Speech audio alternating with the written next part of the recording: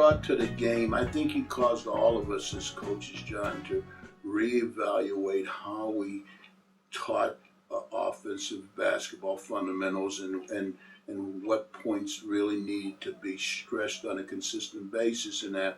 And you in your career, John, you pioneered a lot of things that people copied from you. And one thing I copied from you made me vastly unpopular with my players, but I didn't give a hell. But and that was practicing at 6 o'clock in the morning. You were the first person I knew that coached at a practice at 6 o'clock in the morning. You probably don't remember this, but I flew in to the West Coast and spent a couple days with you, and asked, tell us your philosophy on why you practiced at 6 o'clock in the morning. Well, in those earlier years when we were fighting, we fought Prop 16, Prop 42, Prop 48, every proposition had a baby. You know what I'm saying? So we were fighting each one of those babies that Prop 48 and the rest of them had. And people were talking about, penalizing and punishing youngsters who did not pass the tests. We even heard Barack Obama saying the other day, you cannot use the test, because you were the first one to say they're teaching people how to pass a test instead of teaching them how to learn. George was the first one to say that many years ago. And that was something that we could not convince these people of. Leaders could not convince them. You must teach people how to learn. In some cases, teach them how to learn in many cases. So I found that every school were picking up the fact that they could discriminate by eliminating a certain segment, suggesting that athletes must, before they could participate in a basketball game or football game or what have you, they had to undergo this kind of scrutiny. And I felt that I would never have accepted the job if Temple, Peter Leocoris, who gave me and allowed me to recruit Prop 48 guys. He was the president. He was the president. A whole league like the ACC did not allow a Prop 48 player. Did not allow Prop 48. They wouldn't accept them. They would not. And try and remember that even Villanova didn't do it. Hey, what happened is, along come Rasheed Wallace and that group of what they call a Fab Five here in the city. They were going to accept all of them. They had to go through who's the president of the school, the father, I guess, whoever it is, to write a letter saying that they would take on their first Prop 48. Not the president of the school, because he was talented. Not because they wanted this kid to come in like other youngsters. Peter allowed me to do that. And I felt that if he said to me that they're going to put $300,000 or more in a tutorial program for my kids, that I'm going to practice early. I've done that at Cheyney, because I believe that if you're late, you're failing. You're late to work, you're late to school, you're late for a game, you're late to score. Everything falls on if you're late. You're failing. And not until you perform the act do you become a noun, which is a failure. But you are failing if you don't find yourself early. You must not be late. He knows this, and he's been on time for everything. That's one thing about him. If you say, I want you on that, he's going to be on that corner at that right time. All of us came from that era when late was failing. We know we had to be on time. So I started practicing at Cheyney, and I brought that same philosophy here, so we could get in tutoring in the afternoon. Now, in college, there came a time when athletes at one time were in the same classes, classes that ended at the same time. And they could do that in black schools and small schools. But when you come to a big university, you got guys that are in all kinds of disciplines. you got them involved in med school, dental school, and they might have to go to school 7 or 8 at night, whatever. So we would look at their schedules and find that nobody was in school at 5 o'clock in the morning, so we practiced then.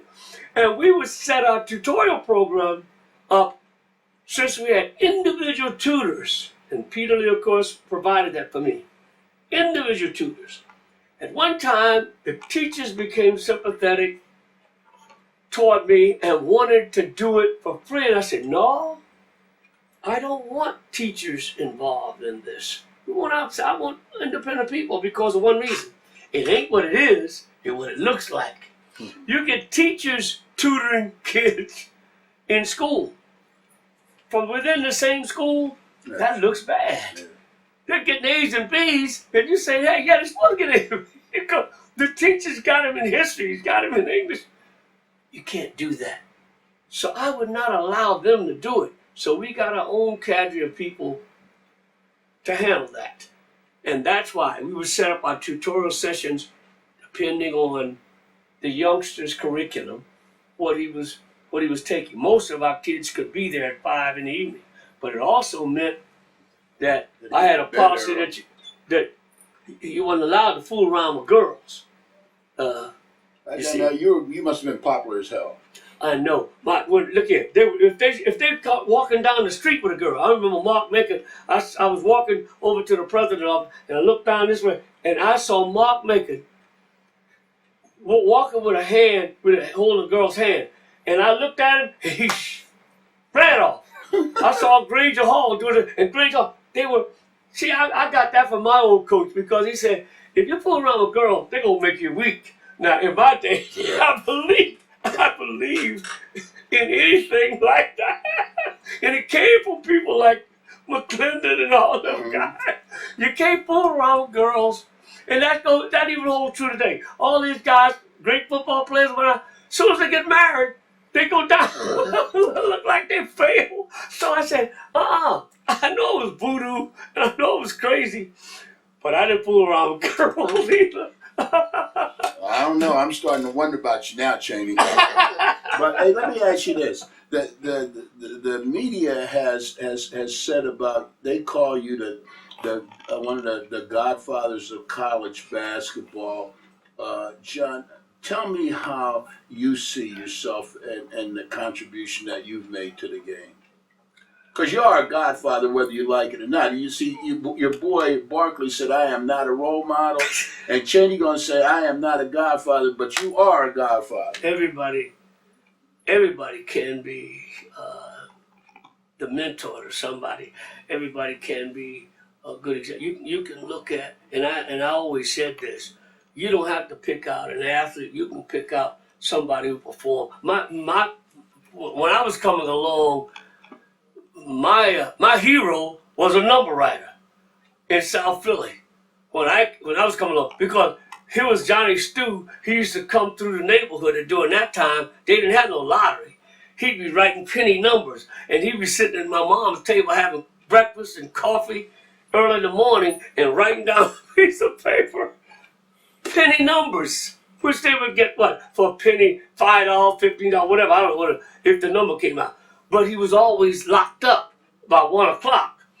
But when he'd come out these homes, and they were black and white, there was I don't care who you were, Italian, Jewish, in my neighborhood.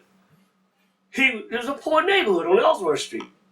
When he'd come out, he'd have all these pennies. He'd throw 25 or 30 pennies up in the air. Whoever got the most pennies, Johnny Stew would give us $1. So in your neighborhood, try and remember you picked out heroes and people that you wanted to grow up to be like, right or wrong, good or bad, because of their humanity in many cases. And that could have been looked at as in terms of what I felt was very human. It was the human condition in the environment in which I found myself in.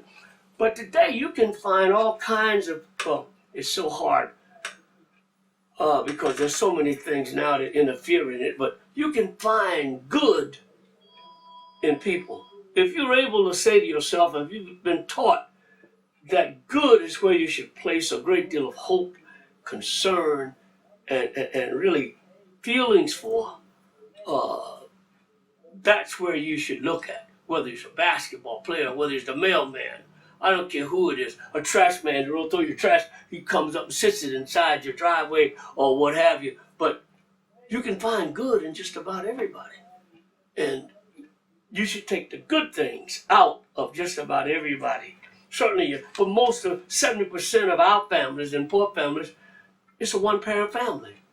So many times it's the mother, especially because of the human condition that's happening in our country even today. So many times you got to look outside the home and find somebody that can point to something positive in your life. So you should never, ever find yourself in a situation where you're not a good person. Look at what happened to so many of our leaders who find themselves in tough situations today because they make a mistake, and somebody have a tendency to look at that one mistake and that one snapshot and find that perhaps that encompasses everything in your life, and that's not so.